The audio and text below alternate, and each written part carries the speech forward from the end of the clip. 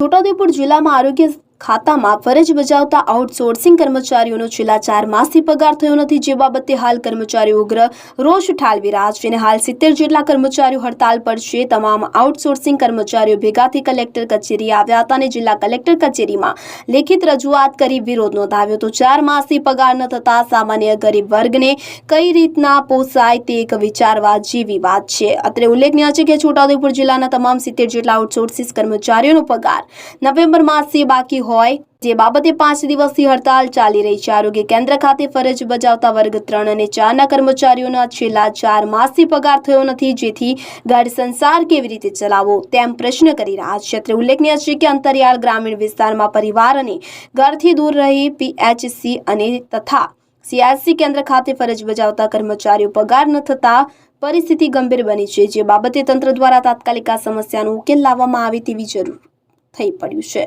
રાન મિર્ઝા, છોટાઉદેપુર. હું ફરિયાદ અક્ષાબેન રમેશભાઈ છું. જોત સીએસસીમાં ક્લાસ 4 માં કર્મચારી તરીકે ફરજ બજાવું છું અને અમારે કોન્ટ્રાક્ટ દ્વારા લેવામાં આવ્યા હતા, એમાં 4 મહિનાથી પગાર થયો નથી. તો પછી અમારે ઘર ચલાવવામાં બહુ તકલીફ પડે છે. તો અમારે ઘર પરિવારનું કેવી રીતે પૂરું કરવાનું? આજે અહીંયા કેમ આવ્યા છો? આજે અહીંયા અમે કલેક્ટર સાહેબને આવેદનપત્રક આપવા આવ્યા છીએ. અને કેટલા દિવસથી હડતાલ પર? અમે હડતાલ પર 2 દિવસથી છીએ અને બીજા પીએસસી વાળા બી સીએસસી વાળા 10 15 દિવસથી હડતાલ પર છે. અમને બધા એવું કહે છે કે તમારે અઠવાડિયામાં થઈ જશે, એટલા માટે અમે રાહ જોતા હતા.